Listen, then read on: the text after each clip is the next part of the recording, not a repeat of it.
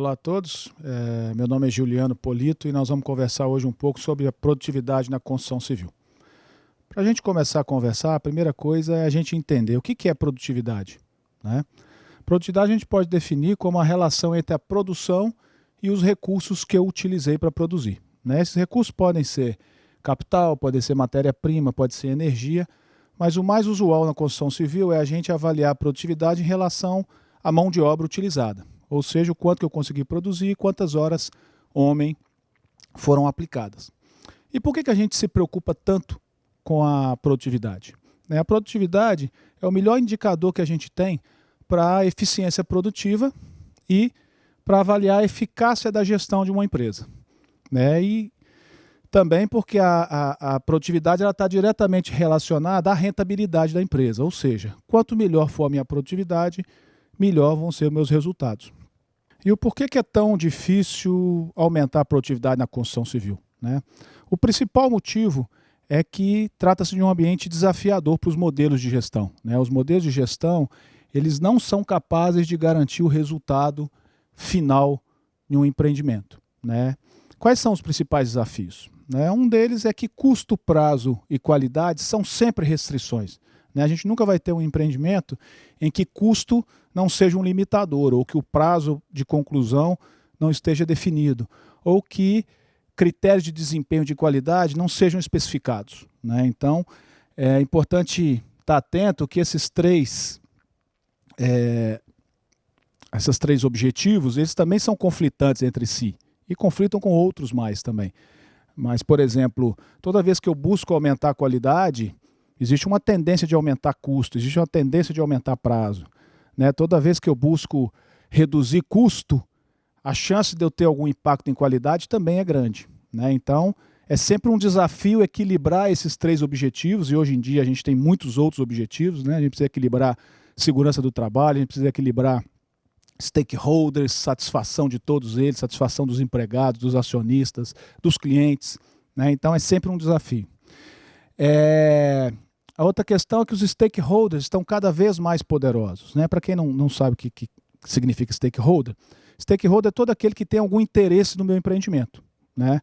E quando a gente analisa dessa forma, eu preciso estar atento ao cliente, aos sindicatos, aos fornecedores, né? Todo aquele que pode impactar meu empreendimento de alguma forma, eu preciso estar atento e buscar gerenciar o seu impacto, né? Eu não posso deixar que algum stakeholder impacte o meu empreendimento negativamente, né? Então eu preciso estar atento à sociedade, aos vizinhos, ao governo, né, aos órgãos públicos, aos meus funcionários, aos meus fornecedores. Todos eles têm algum tipo de interesse no meu empreendimento, né? E eu preciso garantir que as suas expectativas, quando legítimas, sejam atendidas, né? E isso não é fácil, porque muitas vezes as expectativas dos stakeholders elas conflitam entre si, né? Então, o acionista quer o maior lucro possível, os funcionários querem o melhor salário possível, as melhores condições de trabalho, o cliente quer a melhor qualidade possível,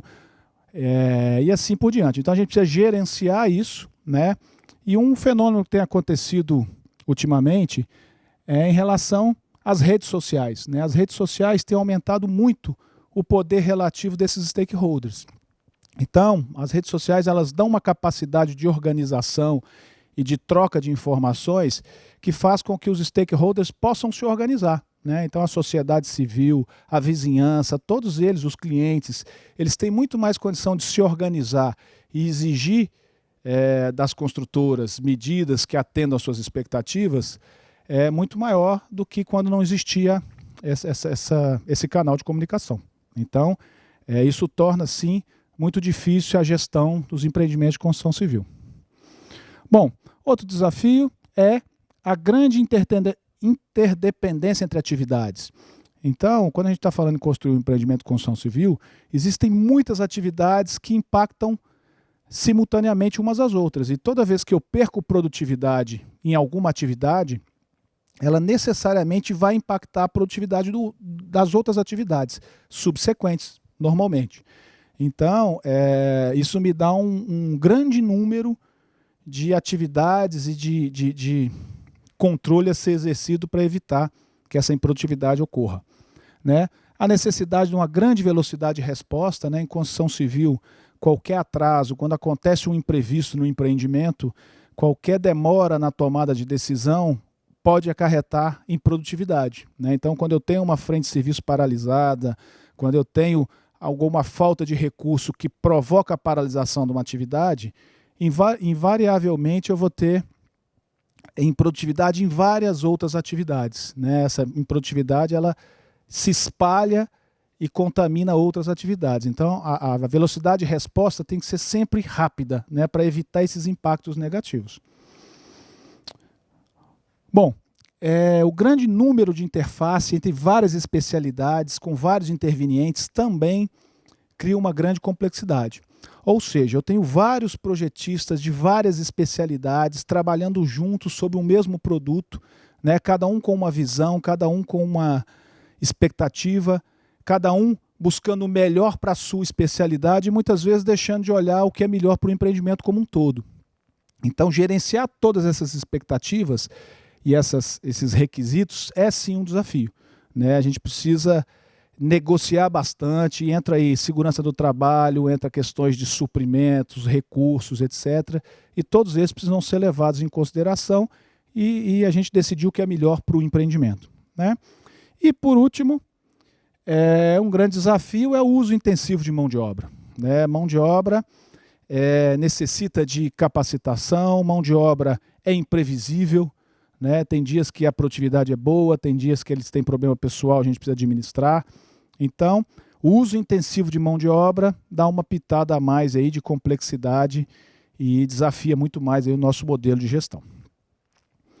Bom, uma característica que dificulta muito a gestão na construção civil e que muitas vezes é um grande gerador de improdutividade é a cultura do improviso, né? O engenheiro, via de regra, quer logo partir para a ação, né? Quando você entrega um projeto na mão dele, ele já quer mobilizar recurso, quer iniciar, pensando que quanto antes ele iniciar, ele está ganhando tempo, né? Via de regra não é isso que acontece, né? Aqui essa figurinha é interessante porque ela mostra bem as duas formas de pensar. A linha de cima aqui me fala que o engenheiro não gastou nada em planejamento, iniciou logo a execução.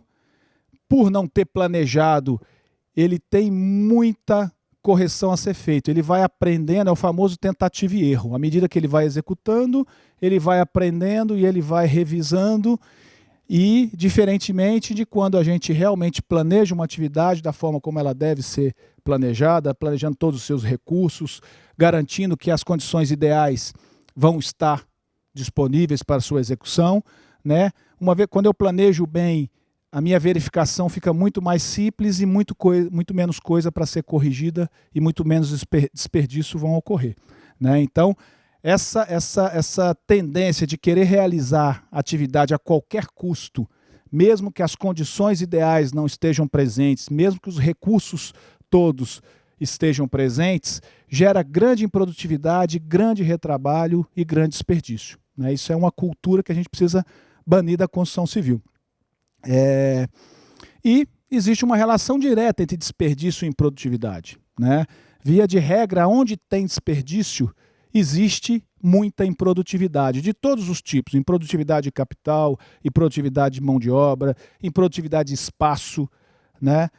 Existe aí uma relação, né, uma lista dos desperdícios mais comuns na construção civil, esse aí inclusive é publicado pelo Lean Institute Brasil, né, os 7 desperdícios. A superprodução, ou seja, produzir mais do que eu preciso é desperdício, porque eu apliquei capital, eu apliquei mão de obra, né, e depois vou ter que jogar isso fora. Estoque, por sua natureza, é desperdício, né, capital investido desnecessariamente, né, o excesso de estoque, e esse capital podia ser melhor aplicado. O retrabalho, obviamente, né, eu tenho que fazer 2 vezes uma atividade e isso não agrega valor. Movimentação, né, muito fruto da nossa falta de planejamento do canteiro, falta de planejamento da produção, acaba exigindo que o meu trabalhador se movimente muito mais do que o necessário. Transporte, né, nós vamos conversar um pouquinho sobre logística, né?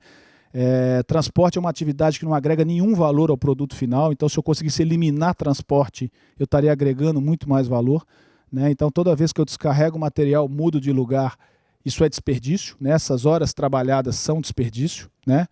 Processamento desnecessário, toda vez que eu tenho um superdimensionamento, ou eu faço alguma atividade que não precisava ser executada, e espera, né? Toda vez que eu tenho problemas de planejamento, em que uma atividade fica esperando a outra para ser iniciada, pessoas paradas gerem produtividade, né? Então esses aí são os 7 tipos de desperdício que a gente tem na construção civil.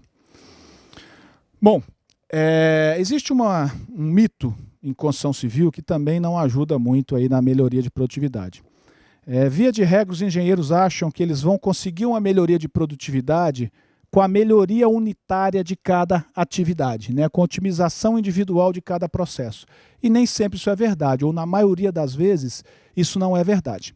Esse gráfico que vocês estão vendo aí, a gente chama de linha de balanço, ele nada mais é do que a representação do nosso cronograma, né? É uma forma de representar que facilita muito enxergar o empreendimento como um todo, enxergar a estratégia que foi adotada, fazer simulações de forma rápida de novas estratégias de produção e através dele eu vou conseguir mostrar para vocês por que a melhoria individual de um processo não necessariamente gera melhoria de produtividade num todo, né?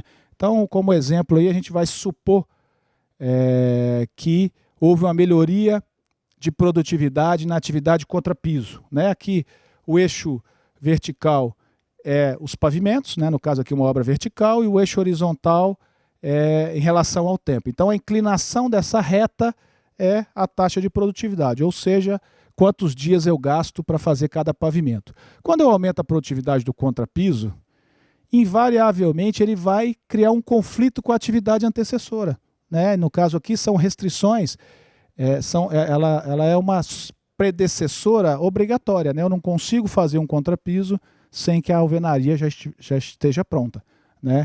Então, eu acabo, em vez de criar soluções, eu crio um conflito com a atividade predecessora, porque o contrapiso vai ter uma taxa de produção maior do que a sua antecessora, e em nada mudou o meu prazo final do empreendimento. Por quê? Porque as atividades sucessoras mantêm a mesma produtividade. Então, quando a gente sai mexendo unitariamente em cada atividade, sem avaliar o seu impacto e o seu possível ganho, a gente acaba gerando mais problema do que solução. Por exemplo, o excesso de produtividade num contrapiso pode demandar muito mais transporte vertical, transporte horizontal, espaço de estocagem, e isso pode prejudicar outras atividades que também demandam de transporte vertical, transporte horizontal. Então, o ganho de produtividade unitário não necessariamente me proporciona melhorias de produtividade como um todo. Bom, e qual que é a resposta, né? Então, o nosso entendimento é que a produtividade ela só pode ser atingida se a gente tratar de forma sistêmica. Ou seja, a gente precisa analisar todas as fases de um empreendimento de forma a melhorar a sua produtividade durante a execução. Passa necessariamente por um novo modelo de gestão. Então, os modelos de gestão que a gente tem atualmente não são capazes de garantir a melhoria de produtividade que a gente vem buscando, que a gente almeja, né? Para começar a analisar esse problema, a gente primeiro precisa entender o ciclo de vida da construção civil, né? Normalmente, o empreendimento de construção civil ele é dividido nas seguintes fases: viabilidade, desenvolvimento, a implantação e a operação. Bom, a viabilidade a gente trata de conceber um negócio, né, onde se cria valor. Alguém encontra um terreno, cria um empreendimento, entende que ele é viável e cria o produto, né? A partir daí a gente passa ao seu desenvolvimento, ou seja, a gente começa a fazer os projetos executivos, os projetos básicos, e a gente agrega valor definindo boas soluções, escolhendo as melhores soluções executivas, e a gente é etapa de criação de valor. A partir daí, com os projetos concluídos, a gente inicia a sua construção, né? É o momento que realmente a gente entrega valor, né? Onde a gente constrói e cria esse empreendimento que foi concebido e projetado. E, finalmente, após a sua construção, existe uma etapa de operação, onde a gente mantém o valor. A ideia é manter as características da edificação, de forma que a sua vida útil seja preservada, e aonde também a gente colhe muito do que foi concebido, né? A eficiência de uma edificação, seu desempenho, ele é atestado durante a etapa de operação. O que acontece é que, durante o ciclo de vida, muita improdutividade é originada nas etapas iniciais, né? Então, a gente pode perceber que durante a concepção do empreendimento, a gente cria condições de improdutividade para as fases seguintes. E durante o projeto, muitas vezes eu crio improdutividades que só vão aparecer no momento da construção, mas a sua fonte de origem é a concepção do projeto, é a execução do projeto executivo, é o planejamento, são os critérios que eu concebi para suprimentos. E, obviamente, também muita improdutividade é gerada nos meus métodos construtivos, na minha gestão, na minha organização da obra, né? Mas é importante a gente entender que, atuando só no momento da construção, a gente vai impactar muito pouco, vai melhorar muito pouco a produtividade do nosso empreendimento, né? O nosso problema é muito maior. A gente precisa criar uma forma integrada para poder realmente melhorar a nossa produtividade de forma consistente. É importante a gente também deixar claro que a construção civil tem uma mania de atribuir ao trabalhador única e exclusivamente a nossa baixa produtividade. Isso é injustiça, né? Boa parte da nossa improdutividade ela é originada fora do canteiro, né? Com projetos inadequados, com aquisições equivocadas, com a falta de planejamento do meu canteiro, do meu layout, com a falta de planejamento de como conduzir a construção, o meu plano de ataque. Então, é importante a gente deixar claro que a melhoria de produtividade individual do trabalhador, ela é importante sim, mas ela pode fazer muito pouco. A responsabilidade maior está na gestão, né? A gente pode fazer muito mais através de uma boa gestão do que simplesmente buscando só a melhoria unitária de produtividade de um trabalhador, né? Bom, que modelo de gestão a gente propõe? A gente propõe um modelo integrado, onde eu esteja atento à gestão do trabalho, à gestão da produção e à gestão técnica, né? A gente chama esse modelo de cubo de gestão, onde a gente busca maximizar o valor, né? O que esse cubo nos mostra, né? Na verdade, a ideia é que a gente crie um desenvolvimento integrado, olhando o tempo todo sob essas três perspectivas, né? Então, a gestão do trabalho, ela me diz, ou melhor, a gestão técnica, ela está relacionada às características técnicas do produto. Normalmente ele está orientado ao cliente. Então, são os processos que estão desenvolvendo o produto. Projeto executivo, projeto básico, soluções tecnológicas, análise de construtibilidade, compatibilização dos projetos. Já a gestão do trabalho, ela diz respeito ao esforço e os recursos necessários para obter o produto, né? A gente está falando aqui de gerenciamento de projeto, né? Então, é o que deve ser feito, por quem, quando, com que recurso, com que custo, com que qualidade, né? Então, a gente basicamente atua aqui com o PMBOK, né? Integração, escopo, tempo, custo, qualidade, recursos humanos, comunicação, risco, aquisições, segurança do trabalho, meio ambiente, claim e financeiro, né? Então, todas essas áreas de conhecimento precisam ser planejadas, né, de forma integrada para que a gente atinja nosso resultado. E, finalmente, a gestão da produção, que está relacionada, propriamente dita, com a execução, né? É a utilização dos recursos, reduzindo ao máximo a variabilidade, tentando reduzir ao máximo todas as formas de desperdício diretamente no canteiro. Então, a gente só vai conseguir realmente eliminar de forma consistente a improdutividade quando a gente planejar, executar e desenvolver nosso empreendimento olhando essas três perspectivas, né? E é importante que essas três perspectivas andem juntas, né?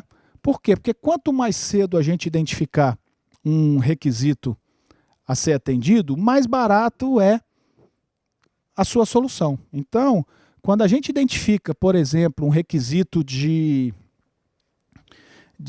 da área de produção, né, da gestão da produção, bem no início, é muito mais simples e muitas vezes nem custo tem a gente adequar esse empreendimento para que a produtividade ocorra lá no canteiro, do que quando, durante já a produção, eu descubro um requisito que não foi atendido. Vamos dar um exemplo para ficar mais claro. Durante o planejamento lá da produção, né, concomitante ao desenvolvimento de projeto, o pessoal da obra entende que eu preciso ter uma laje com a capacidade de carga superior para que eu possa fazer a logística de forma adequada, não tendo custos extras com transporte horizontal de material. E essa necessidade de logística gera uma carga provisória maior do que a carga definitiva daquela laje.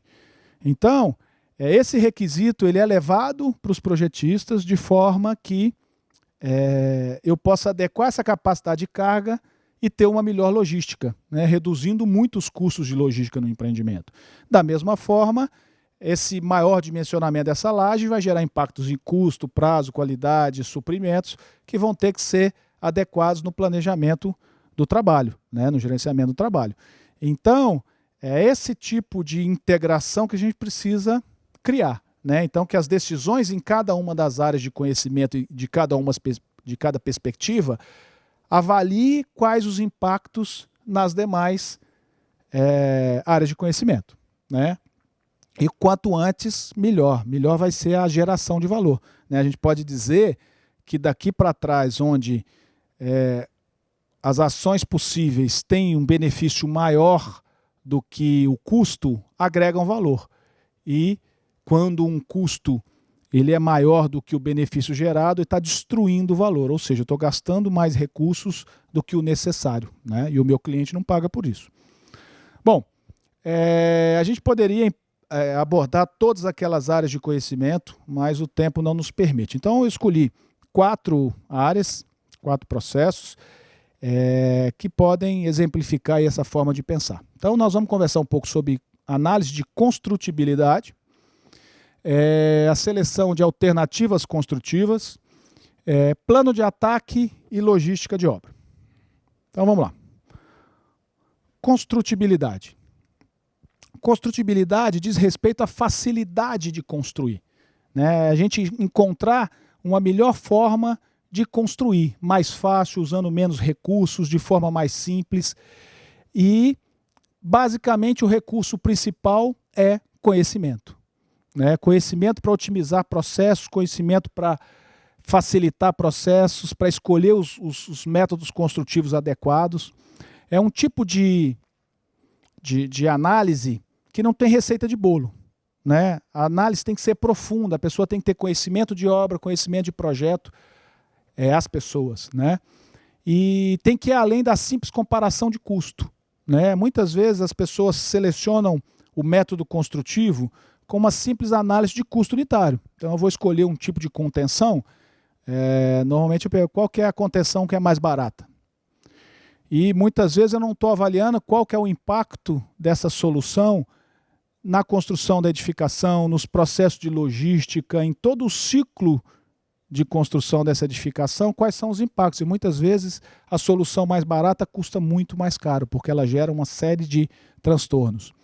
É importante que a análise de construtibilidade ela faça parte do processo de concepção da edificação e não seja tratada de forma isolada, em pontos fixos, em alguns momentos. Ela tem que fazer parte de todo o processo de concepção e projeto da edificação. Bom, é importante a gente também entender que produtividade ela pode variar de empreendimento para empreendimento.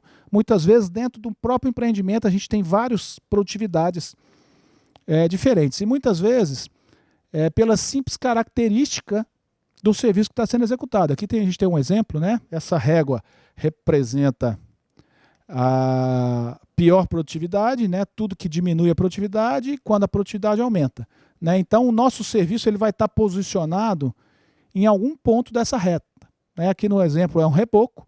Então, a gente pode afirmar, por exemplo, que quando um reboco tem muitas quinas e cantos, a produtividade tende a piorar. Ou seja, o meu trabalhador faz menos metros quadrados por dia por causa dessa característica de ter muitas quinas e cantos. né? Quando as espessuras são muito grossas, o operário tem que projetar muito mais material. Quando o pé direito é duplo, né? Ele não consegue fazer de uma vez só. Quando o projeto está incompleto, me faltam informações para produzir, né? Quando a aplicação é manual, quando o tempo está ruim, né? Uma atividade que está diretamente relacionada a condições atmosféricas, né? E quando a mão de obra não tem a capacitação necessária, né? Então tudo isso tende a piorar a minha produtividade. Da mesma forma, o oposto tende a melhorar a minha produtividade, né? Panos lisos, pequenas espessuras, um projeto bem feito, bem detalhado, um tempo bom, utilizar a mecanização, né, para projetar argamassa, né, pé direitos baixos, mão de obra bem treinada. Então a gente precisa estar atento nessas características, né? Bom, construtibilidade busca simplificar detalhes, né, evitar recortes, ângulos, inclinações, curvas, projetar de acordo com a habilidade e experiência disponível, né? A gente precisa ter em mente qual é o tipo de mão de obra que eu tenho naquele local, naquela cidade, né? Buscar uma sequência prática, simples, né? A gente tem mania de deixar o encarregado tomar essa decisão, né? Essa decisão tem tudo a ver com produtividade, é uma decisão de engenharia, né? A gente escolher a melhor sequência executiva e a forma como vai ser executado. Aumentar o máximo número de repetições, né? Quanto mais elementos forem repetidos, melhor a minha produtividade, né? Dimensões de pilares. Então, se eu tenho maior quantidade de pilares com as mesmas dimensões, eu tenho reaproveitamento de forma, eu tenho um ganho de agilidade na sua execução, né? Facilitar substituições, envolver o tempo todo o conhecimento de quem está construindo nessas decisões,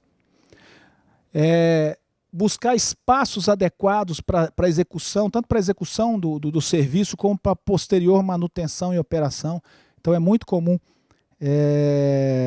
a gente projetar alguns espaços que a gente não tem como executar o serviço ali dentro, né, de tão apertado que é. Às vezes não entra o equipamento, né, é muito comum a gente projetar e executar, e a hora que vai entrar com o equipamento não consegue entrar no espaço que foi deixado. Usar tecnologias atuais e adequadas, né? A gente precisa usar a melhor tecnologia para cada caso. Utilizar o mínimo de partes e componentes. Então, toda vez que eu adoto uma solução que contempla várias etapas, a gente tem um ganho de produtividade. Por exemplo, utilizar fachadas unitizadas, o pré-fabricado, né? Então, quando eu coloco um pré-fabricado, ele substitui várias etapas construtivas, né? Isso sempre traz um ganho de produtividade. Utilizar processo de fixação simples, parafusado, evitar processos complexos, reduzir a necessidade de mão de obra, né? Buscar industrializar, tirar essa mão de obra de dentro do canteiro, para que a gente tenha ganhos maiores de produtividade. Utilizar margens de ajuste de tolerâncias compatíveis com o canteiro, né? A gente sabe que o canteiro de obra é um local de difícil trabalho, árido, e a gente precisa que as tolerâncias sejam adequadas a essa condição de trabalho, né? E reduzir ao máximo a interdependência entre tarefas e atividades. Por quê? Porque quando eu reduzo a interdependência entre atividades, eu estou reduzindo a possibilidade de que uma venha impactar a outra, né? E aí é aquele castelo de carta, né? Quando cai uma, cai todas. Quando atrasa uma, atrasa todas as subsequentes. Então a gente reduz um pouco o risco de que a improdutividade de uma atividade venha impactar as demais. Bom, aí são alguns exemplos. A gente costuma usar muito instalações como exemplo de construtibilidade, porque é um serviço que tem muita complexidade, né, tem muitas normas para serem atendidas, tudo é dimensionado, e ele tem um impacto com quase todas as demais atividades, né, os outros sistemas construtivos. Então, ele é um sistema muito rico para a gente analisar isso, né, porque ele tem interface com todo mundo. Então, construtibilidade de instalações, a gente combate o máximo possível o embutimento, né, porque eu elimino interface entre essas atividades, eu tento fazer o máximo possível instalações aéreas não embutidas na estrutura de concreto, facilita a manutenção, facilita futuras correções, facilita adaptações da edificação futura, né? Facilitar manutenções, então a gente sempre deixa janelas, pontos externos para que se necessária a manutenção seja feita sem quebrar nada. flexibilidade das soluções, que me permita adotar várias soluções, elementos de fixação adequados. Muitas vezes a gente improvisa tudo isso. Eu já vi muitas vezes a construtora adotar sistemas como PEX e amarrar tudo com arame, né? Então, assim, a gente tem que usar o sistema construtivo como um todo, né? Os sistemas de fixação, para que a gente tenha realmente um ganho de qualidade e um ganho de produtividade. Redução do número máximo possível de conexões, porque a gente sabe que são nas conexões, são nos pontos de emenda onde a gente tem problemas, né? Então, tanto em sistemas elétricos como sistemas hidráulicos, né? Quanto menos uniões, junções a gente tiver, menor o risco de ter alguma patologia e maior a nossa produtividade, e que a solução seja adequada aos demais subsistemas. Então, quando eu escolho uma tecnologia, né, com o olhar da construtibilidade, eu tenho que escolher uma tecnologia adequada ao todo, né? Ela tem que estar coerente com os demais sistemas construtivos. Então, de nada adianta eu usar uma solução como o PEX, que tem tudo a ver com o drywall, por sua facilidade de fixação, e muitas vezes usar uma edificação toda artesanal e embutir um PEX dentro da alvenaria, chumbando ele com argamassa, etc. Então, a gente precisa manter essa coerência, e dessa coerência vem muita produtividade aí. Bom, como a gente falou, construtibilidade tem a ver com conhecimento. Então, a nossa análise de construtibilidade vai ser tão melhor quanto a heterogeneidade das pessoas que participarem. Então, é importante eu envolver fornecedores que têm profundo conhecimento dos seus materiais, fornecedores de serviço que têm profundo conhecimento de como executar e do que melhora a sua produtividade, projetistas de várias especialidades, encarregados, mestres, pessoas da qualidade, pessoas da segurança do trabalho, para que as soluções de segurança sejam previstas previamente, né, para que eu não tenha surpresas na hora de execução, equipes de custo, orçamento, para que ajudem a avaliar se as soluções realmente trazem ganho de custo, de produtividade. Então, fazer essa análise com várias perspectivas é muito mais rica do que fazer uma análise só de projetista, só de quem faz a execução da obra, né? Então é importante também que sejam profissionais maduros, com experiência prática de construção, com facilidade de comunicação e de trabalho em equipe, né? Porque com certeza as opiniões vão ser divergentes, né? Mas é dessa divergência que vem a riqueza das soluções. Ok? Bom, essas análises de construtibilidade invariavelmente trazem muitas inovações, né? Quando a gente senta realmente e pensa a fundo em uma solução construtiva e como ela vai ser executada, muitas novas soluções vêm, sejam soluções de execução, de gestão. A gente consegue quebrar e criar novos paradigmas, reduzir preconceitos, pré-julgamentos. Então, costuma ser muito rico para a construtora, encoraja muito o pensamento criativo, ter essas discussões de construtibilidade. Ok?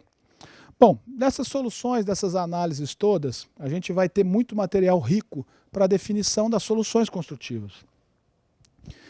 É nessa fase que a gente escolhe exatamente quais vão ser os sistemas que vão compor a minha edificação, né? Trata de avaliar várias possibilidades e identificar dentre elas qual é a mais indicada, né?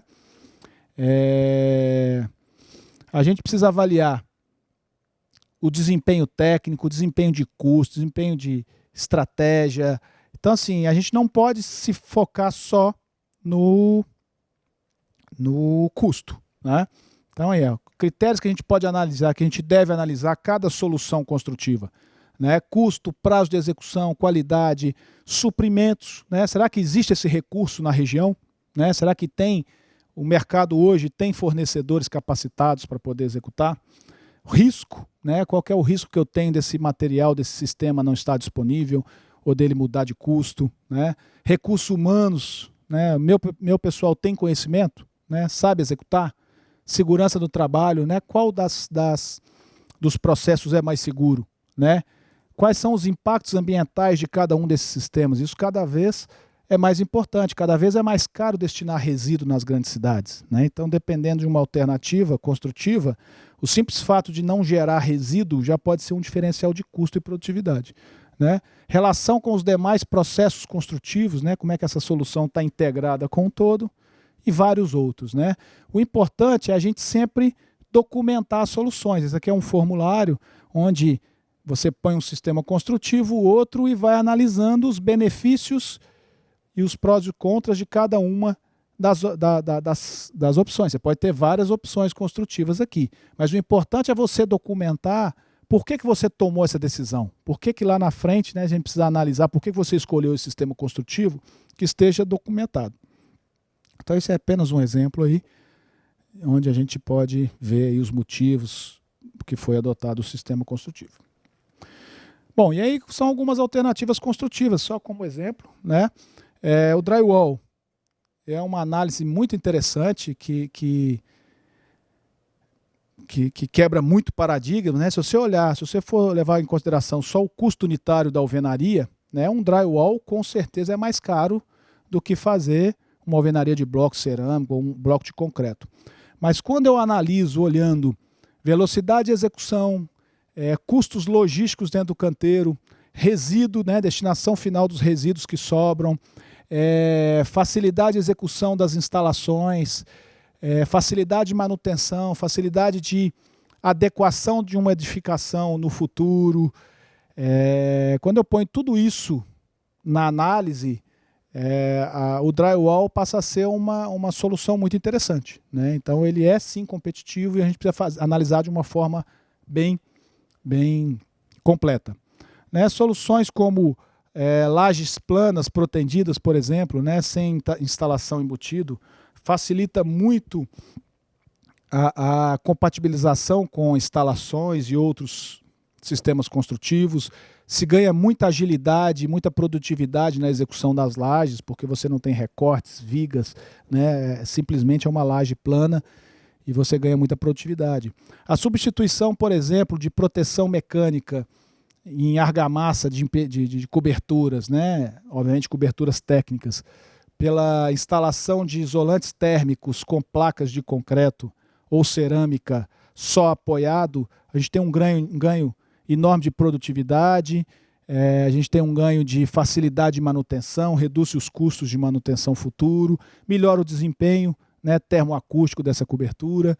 Da mesma forma, a utilização de mantas ardoseadas em parapeitos verticais de áreas técnicas, né, eliminando a necessidade de reboco e todo o seu transporte associado, né, de subir com argamassa, de retornar com resíduo.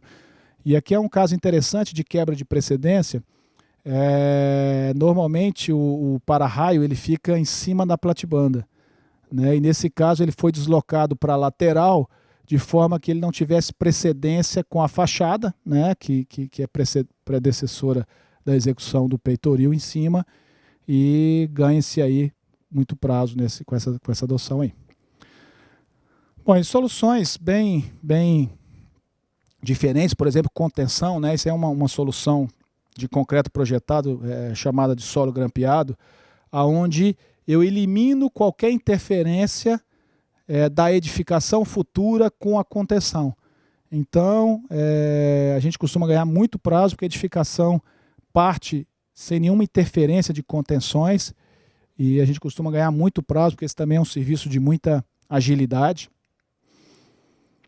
E aí, instalações, né, são soluções completamente coerentes, né? Então o drywall, soluções externas à estrutura de concreto, né, facilitam a manutenção, tecnologias adequadas, né, no caso aqui é o PVC adequado para incêndio, eliminar serviços que tenham que para manutenção, que possam gerar quebra, né? Então no caso piso elevado, direto sobre a impermeabilização, intertravado, então isso facilita a execução, reduz o prazo de execução e facilita manutenções futuras, porque basta desmontar, executar a manutenção e depois retornar com o material.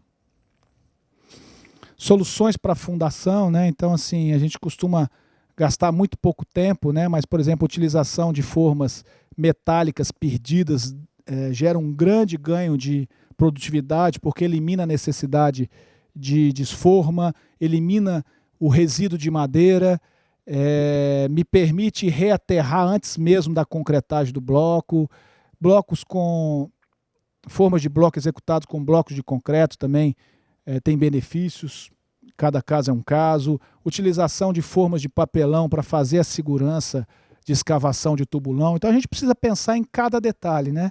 Cada detalhe desse pode ser uma fonte, desde que coerente com todo o resto, de ganho de produtividade. O pré-fabricado, né? O pré-fabricado sempre é uma solução de industrialização, onde a gente retira a mão de obra do canteiro e executa o pré-fabricado fora do canteiro, muitas vezes, e ele já chega pronto, a gente elimina forma, desforma, concretagem no local. No caso de fachadas pré-moldadas de concreto, eu elimino alvenaria, reboco interno, reboco externo, reduzo o consumo de pintura interna, reduzo o consumo de pintura externa, e tudo isso, quando você coloca todos os outros ganhos de saída de entulho, tamanho de canteiro, porque reduz muito a quantidade de mão de obra, então você pode fazer um canteiro menor e todos os custos associados à manutenção desse canteiro, tudo isso tem que ser levado em consideração ao avaliar uma alternativa construtiva. Soluções sempre parafusadas, né? A prototipagem é uma prática que gera muitos ganhos, né? A gente tenta tirar o erro, né, para que o erro não apareça no canteiro, né? A gente tenta trazer o erro para antes do início da atividade. No caso aqui, é uma fachada pré-fabricada de concreto que a gente criou um protótipo e discutiu todas as soluções. Aqui não está ainda, mas a gente instalou o caixilho, discutiu as soluções de caixilho, testou as cores de tinta, testou os mastiques que iam fazer a interligação, testou o firestop que ia ser aplicado. Então a gente testou tudo e trouxe tudo para antes do início da produção. Outra alternativa de industrialização são os banheiros prontos, né, no qual os banheiros são 100% confeccionados fora do canteiro, numa linha industrializada, e já chegam e são içados pela grua, e a única coisa que a gente faz é ligar os pontos de hidráulica e de elétrica, e o banheiro está completamente pronto, com espelho, secador, vaso, pintura, iluminação, ele 100% pronto. Obviamente são soluções que precisam invariavelmente nascer no projeto, né? Eu não consigo, no meio do caminho de um empreendimento, solucionar essa questão. Okay? E outra solução que a gente tem também para melhoria de produtividade é a mecanização, né? E hoje em dia a gente tem muitas tecnologias que inclusive retiram atividades que são pesadas, né? Que demandam muita preocupação ergonômica. Por exemplo, esse caso, o exemplo aí é o arrasamento de estaca, né? Então, por exemplo, esse equipamento arrasa a estaca numa produtividade muito maior. Isso aqui que vocês estão vendo no fundo aqui, ó, é tudo estaca arrasada, né? Então, um equipamento desse, olha, ele já arrasou. Um equipamento desse reduz uma grande quantidade de homens e a quantidade de prazo de obra enorme, né? Mas a gente precisa conceber e adequar isso dentro do nosso planejamento. E essa aí é uma outra atividade, uma outra alternativa também, o bombeamento, né? O bombeamento de argamassa, nesse caso é argamassa em pó, né? Você coloca o silo de cimento, de argamassa na obra, o caminhão abastece diretamente o silo, tem uma bomba pressurizada aqui, quando você liga a argamassadeira no pavimento que ela estiver trabalhando, a bomba é ligada, o pó é bombeado, já cai dentro da argamassadeira, isso aqui é um filtro de manga, e a argamassa já cai pronta no caixote, sem nenhum homem fazer transporte de argamassa.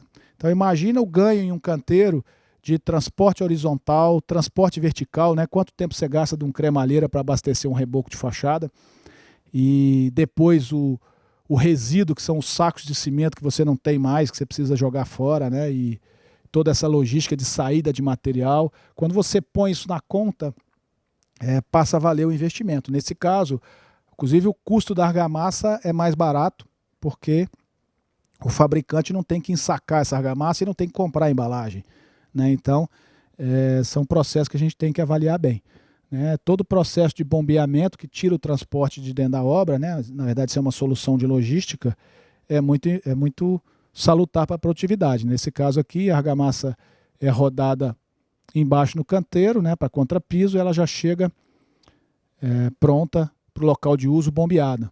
E também a solução de contrapiso autonivelante aí, né, que a empresa já manda o caminhão betoneira com o piso pronto e em meio dia de serviço você faz o contrapiso de um pavimento inteiro. Então, existem muitas soluções, elas precisam ser compatibilizadas, né? E a última é preciso ter muito atenção para tomar as decisões de engenharia e os detalhes executivos no planejamento, né? Nesse caso aqui é um exemplo simples, né? Mas de deixar os pontos onde vão ter as linhas de vida já prontas, né? De fazer parte do processo produtivo, os processos de segurança, né? De posicionar, por exemplo, o guarda-corpo provisório de forma que ele não tenha que ser retirado no momento de fazer a alvenaria. Então, eu tenho ganhos de não ter o retrabalho de deslocar um guarda-corpo, eu tenho ganhos de não ter o risco de tirar esse guarda-corpo e alguém se acidentar. Então, são detalhes que a gente vai ganhando produtividade nos pequenos processos aí do dia a dia do canteiro. Basta que a gente traga essa engenharia para a fase de planejamento e não deixe para tomar essas decisões durante o canteiro, né, durante a execução da obra. Bom, plano de ataque. Plano de ataque também parece bobagem, né? Mas muitas vezes o engenheiro sequer senta para pensar e planejar qual é a estratégia de execução do empreendimento, né? De que lado para que lado, qual a primeira fase, a segunda fase, qual é a sequência executiva, né? Então o plano de ataque nada mais é do que a estratégia adotada, né? Como é que eu vou executar esse empreendimento? Existem inúmeras formas de executar um empreendimento. Eu posso começar da esquerda para a direita, subir primeiro a torre, depois o embasamento, primeiro o embasamento, depois a torre. Até de cima para baixo é possível a gente atacar um empreendimento. Agora a gente precisa analisar qual que é a melhor alternativa para o nosso caso, né? Então a gente precisa definir qual que é o melhor sequenciamento, a interdependência de atividades, qual o ciclo de produção que eu vou imprimir, qual a velocidade de produção que vai ser imprimida. Então, basicamente é colocar conhecimento, é pensar antes de executar, né? E não precisa ter tecnologia avançada para poder fazer um plano de ataque. Nesse caso aqui é um exemplo real, feito em cima do próprio projeto, corta-se em escala os elementos que vão participar da produção. Nesse caso aqui são batistacas, né? Esse semicírculo que vocês estão vendo aqui é uma área de segurança, porque o perfil metálico poderia cair, né? Então nessa área não poderia ter atividade nenhuma. E você vai brincando com isso aqui, simulando as melhores sequências executivas, de forma a liberar a execução dos blocos, permitir a melhor movimentação dos equipamentos dentro do canteiro, né, sem colocar nenhum deles em risco, e simples assim, parando e pensando antes, e daqui vai para o cronograma, né? E não primeiro faz o cronograma e depois pensa de que forma vai executar, né? Pode ser um pouco mais elaborado, utilizando fotos aéreas de drone, e em cima delas pensando, e aí você pode ir tirando fotos mensalmente, sempre repensando essa estratégia e reavaliando o canteiro, as etapas, a fase de cada uma delas, né, a interface entre elas, né, o seu canteiro. E pode ser mais elaborado também, né? Você pode usar o BIM e aí simular realmente com os seus projetos, todo o seu plano de ataque, de forma a ter a melhor eficiência construtiva possível. Bom, logística, né? Logística a gente costuma relegar a quinto plano, né? Ninguém pensa, normalmente é o meu encarregado que escolhe onde é que ele vai estocar, o que que ele desce, o que que ele sobe, e os materiais chegam de surpresa no canteiro, o fornecedor define quando é que ele vai me entregar, e eu preciso descarregar em qualquer lugar, e aí a gente vai gerando uma série de problemas por simplesmente não parar e pensar a logística do meu empreendimento. Então, assim, a gente pode definir como logística como a ação de colocar o produto certo no lugar certo, na hora certa, na quantidade certa, no custo adequado e na qualidade especificada. Parece simples, mas não é tão simples assim. Na verdade, qualquer variação disso tem impactos, né? E é nisso que a gente vai se embolando, né? Então, o lugar certo. Quando eu ponho longe demais, eu tenho um custo adicional, porque eu vou ter que movimentar esse material de novo. Quando eu ponho perto demais, eu obstruo as áreas de produção. momento certo. Quando chega tarde demais, atrasa a produção. A gente vai ter mão de obra parada por falta de material. Mas quando chega cedo demais, eu gastei dinheiro antes da hora e acabo obstruindo, né? Necessitando de mais área de estoque.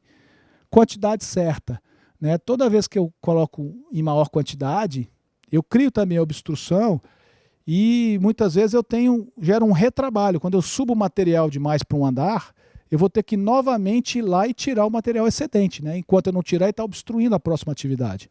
Da mesma forma, quando eu ponho abaixo do necessário, eu vou ter uma nova movimentação para levar material e a atividade fica parada enquanto isso, né? Custo adequado, obviamente, quando eu coloco acima do custo, somando-se a isso custos de transporte, eu estou gastando mais, eu estou estourando orçamento, né? E quando eu entrego abaixo do custo, eu tenho um ganho de custo aí. E qualidade, quando eu estou acima da especificação, eu às vezes tenho um custo adicional sem agregar valor, né? Está acima do que eu vendi, do que estava especificado. E quando eu entrego abaixo, eu vou ter patologia, eu vou ter retrabalho. Então a gente precisa planejar a nossa logística para entregar exatamente a coisa certa, o material certo, no momento certo, na quantidade certa, no custo adequado e na qualidade especificada. Bom, e aí tem algumas premissas que são bem interessantes, a gente não costuma pensar muito nisso, né? Porque planejamento logístico, caso a caso é um caso, cada empreendimento é um empreendimento, cada empresa é uma empresa.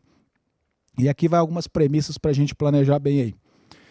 Primeiro é o seguinte, o melhor transporte é aquele que não existe, né? Então a gente tem que fugir do transporte, porque transporte é uma atividade que não agrega valor. Ou seja, o seu cliente não vai pagar um centavo a mais pelo apartamento porque você transportou mais ou menos o material. Então, quanto menos eu transportar, melhor a minha produtividade e melhor o meu resultado, né? A melhor força motora e mais barata é a gravidade. Então, tudo que eu puder transportar utilizando a gravidade é mais barato, ok? Utilizar sempre espaço cúbico, né? Quando a gente está pensando em estoque, a gente tem sempre que imaginar que o espaço é cúbico e não só área.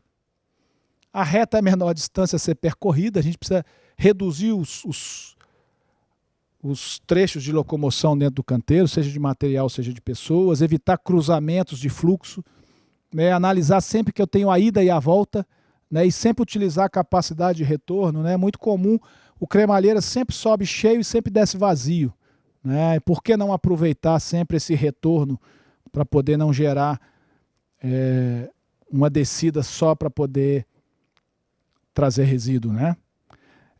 Quanto menor peso, menor o custo de transporte. Então, quando a gente está selecionando materiais e tecnologias, é bom levar em conta que quanto mais leve, mais simples e mais barato é a logística.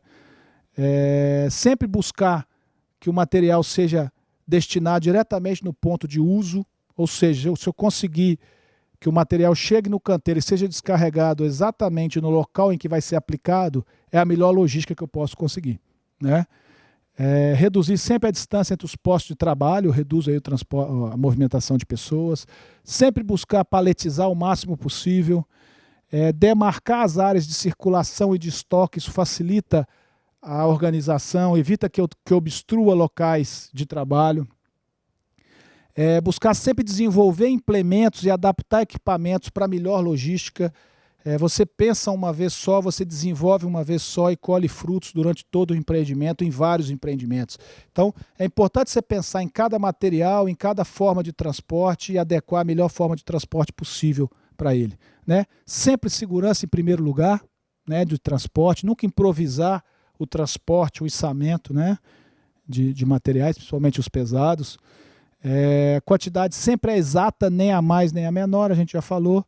E sempre programar o recebimento de materiais, né? Então, você precisa estar preparado para receber o material. Você precisa saber onde ele vai ser estocado, você precisa saber as características de qualidade que ele precisa ter, você precisa se preparar para não ter que improvisar nessa chegada, né? Conferência cega é uma boa prática, ou seja, quem confere a quantidade não sabe quanto tem na nota. Estoque sempre o mínimo possível, o estoque ocupa espaço, o estoque pode ser roubado, o estoque pode danificar, estoque representa custo financeiro, né, porque eu comprei e paguei. O ambiente sempre limpo facilita a logística, o controle. A gente precisa estar sempre atento a piso, rampa, desnível, tudo isso são obstáculos à logística, né? Um simples Rampa pode me obrigar a ter que desfazer um pallet e descarregar manualmente, porque excede os limites dos equipamentos. Buscar sempre a descarga mecanizada, né? A gente evita avaria de embalagem, desperdício de material, evita acidente de pessoas, né? Sempre criar condições favoráveis à descarga, né? É muito comum o engenheiro descarregar uma caçamba na rua e botar uma rampa para subir com um carrinho de mão, né?